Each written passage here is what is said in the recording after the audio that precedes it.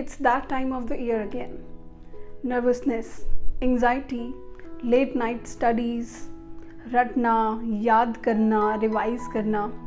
जी हाँ, मैं exam time की बात कर रही हूँ, एग्ज़ाम फीवर की बात कर रही हूँ। दोस्तों, एग्ज़ाम टाइम हम सबके लिए बहुत ही क्रूशियल समय होता है। हर कोई इसमें नर्वस होता है, सबको डर लगता है, किसी को थोड़ा लगता है, किसी को ज़्यादा लगता है। मुझे भी लगता था, but with time we realize कि एग्ज़ाम्स सिर्फ एक सिचुएशन है हमारी लाइफ में, एक पार्ट है हमारी लाइफ का। इट्स नॉट अबाउट एवरीथिंग, यानी कि इससे आपकी ज़िंदगी डिसाइड नहीं होती। Yes, they are important, but इनके बारे में डरना, नर्वस होना, ये कोई सोल्यूशन नहीं होता है। स्पेशली जिन बच्चों के साथ ये चीज़ बहुत एक्सट्रीम लेवल पे होती है, उनके पेरेंट्स बहुत परेशान हो जाते हैं जब एग्ज़ाम टाइम आता है।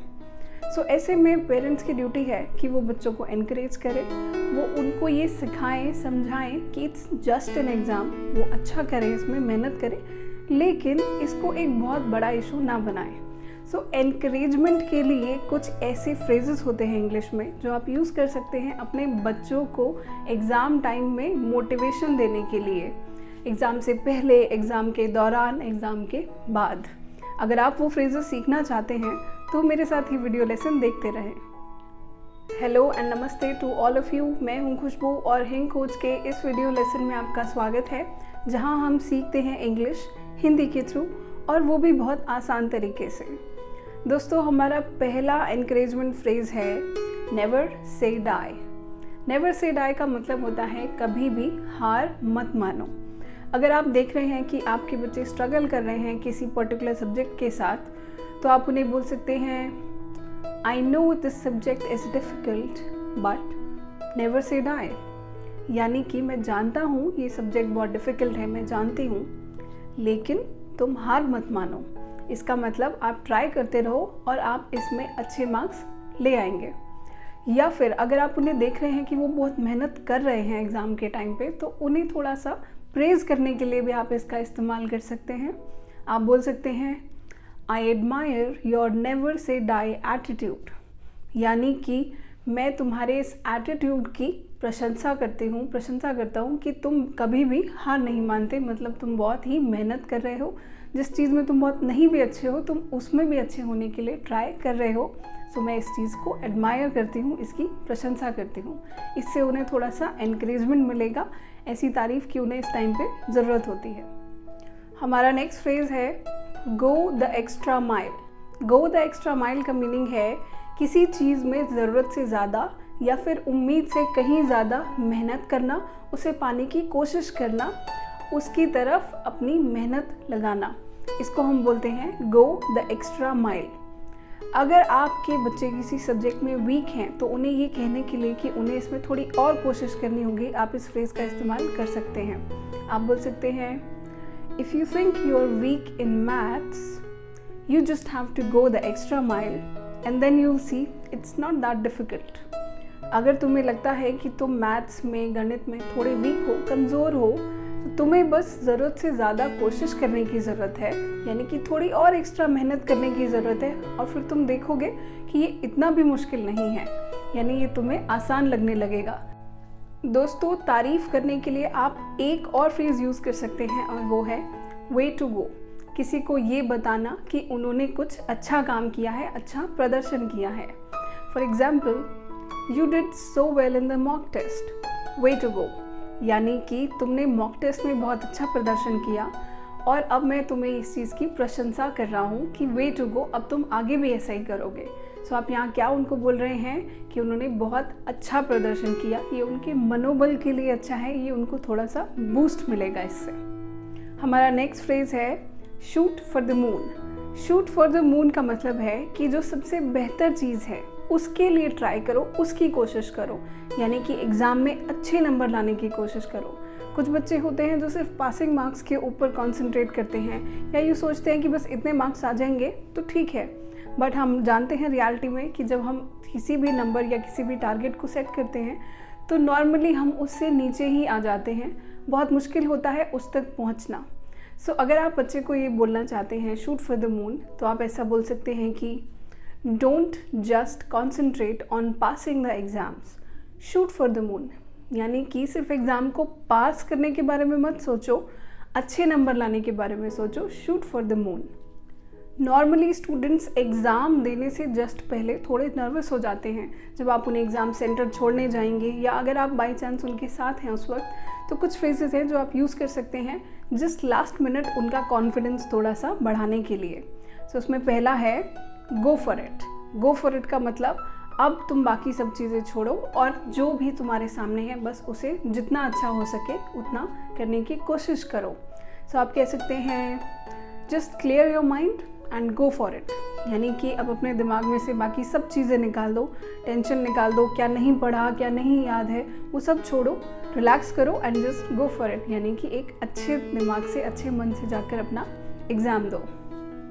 अगला फ्रेज़ है यू गॉट दिस या फिर यू हैव गॉट दिस। इसका मतलब ये है कि आप किसी को ये बोल रहे हैं कि आपको विश्वास है कि वो इसमें अच्छा काम करेंगे, अच्छा परफॉर्मेंस करेंगे। यू बिलीव द पर्सन, यानी कि आप अगर अपने बच्चे को बोलते हैं यू गॉट दिस, तो आप उन्हें कह रहे हैं कि आपको ट्रस्ट है कि वो एक अच्छा एग्ज़ाम देकर आएंगे। सो एग्ज़ाम से जस्ट पहले आप उन्हें ये बोल सकते हैं I no you have studied hard, don't get nervous now, just remember you got this. यानी कि मैं जानता हूँ, मैं जानती हूँ तुमने बहुत मेहनत की है, तुमने अच्छे से पढ़ाई की है, अब नर्वस मत हो, अब चिंतित मत हो, परेशान मत हो, बस ये याद रखो कि तुम ये कर सकते हो, मुझे पूरा भरोसा है।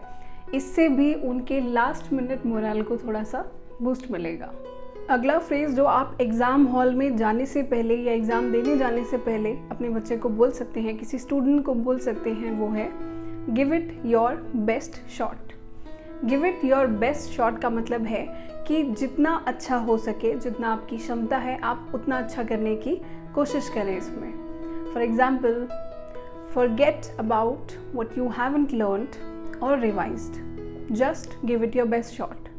भूल जाओ कि तुमने क्या याद नहीं किया या तुमने क्या चीज़ रिवाइज नहीं करी, बस जितना अच्छा हो सके उतना अच्छा करने की कोशिश करो। ऑब्वियसली लास्ट मिनट पे आप बिल्कुल रट नहीं सकते, कोई चीज़ याद नहीं कर सकते, तो जितना आपको आता है, जितना आपने पढ़ा है, वो अच्छे से करने की कोशिश करो। Just give it your best shot. इससे ही मिलता जुलता एक एग्जाम्पल है put your best foot forward, जिसका मतलब भी यही है कि जितना अच्छा हो सके उतना अच्छा करने की कोशिश करो, अपनी क्षमता के अकॉर्डिंग अच्छा परफॉर्म करने की कोशिश करो। सो सिमिलरली सेंटेंस में आप यूज़ कर सकते हैं put your best foot forward या फिर give it your best shot. Students को एनकरेजमेंट की ज़रूरत सिर्फ एग्ज़ाम से पहले नहीं, एग्ज़ाम देने के बाद भी पड़ती है। कभी कभी ऐसा होता है कि हमारा एग्ज़ाम अच्छा नहीं जाता, पेपर मुश्किल हो जाता है, या फिर हमने जो एक्सपेक्ट किया होता है हम वैसा परफॉर्म नहीं कर पाते। तो ऐसे में थोड़ा डाउन फील कर सकते हैं, लो फील कर सकते हैं जो एग्ज़ाम देने जाते हैं। सो उन्हें चेयर अप करने के लिए आप बोल सकते हैं you will go places. You will go places एक ऐसा फ्रेज़ है जिसका मतलब है कि तुम ज़रूर कामयाब बनोगे या कामयाब रहोगे। For example, don't worry how the exam went, I am sure you will go places. यानी कि चिंता मत करो, एग्ज़ाम चाहे जैसा भी गया हो, मुझे पूरा यकीन है तुम ज़रूर कामयाब रहोगे। बी इट इन एग्ज़ाम या फिर लाइफ में तुम ज़रूर कामयाब बनोगे। और फ्रेज़ जो आप यहाँ पर यूज़ कर सकते हैं वो है विथ फ्लाइंग कलर्स। इसका मतलब होता है किसी काम को सफलतापूर्वक करना, यानी कि उसे अच्छे से कंप्लीट करना। For example, I know you have studied hard and I know you will pass the exam with flying colours. मैं जानता हूँ तुमने बहुत मेहनत करी है, तुमने बहुत मेहनत से पढ़ाई करी है, और मुझे पता है कि तुम एग्ज़ाम को बहुत सफलतापूर्वक क्लियर करोगे, पास करोगे। यानी कि you will pass the exam with flying colours, अच्छे रिजल्ट के साथ, अच्छे मार्क्स के साथ तुम एग्ज़ाम को क्लियर करोगे। ये दोनों फ्रेजेस आप तब यूज़ करेंगे जब एग्ज़ाम के बाद आपके बच्चे या थोड़ा लो फील करें या उनको अच्छा नहीं लग रहा हो कि पेपर ठीक नहीं गया। तो दोस्तों, ये थे कुछ फ्रेजेस जो आप यूज़ कर सकते हैं स्टूडेंट्स को एनकरेज करने के लिए जिन्हें एग्ज़ाम से डर लगता है, नर्वस होते हैं। आई होप आपको ये लेसन यूज़फुल लगा होगा, आपको ये फ्रेजेस पसंद आए होंगे। अगर आपको लेसन अच्छा लगा है तो प्लीज़ इसे लाइक करें, इसे शेयर करें और हमारे चैनल को सब्सक्राइब करें। One last thing, always remember, a single sheet of paper can not decide your future. Exams हमारी लाइफ में इम्पॉर्टेंट होते हैं, लेकिन वो हमारा फ्यूचर डिसाइड नहीं करते। आई होप आप सभी के एग्ज़ाम्स अच्छे जाए। Good luck to all of you. आज का वीडियो लेसन देखने के लिए थैंक यू सो मच।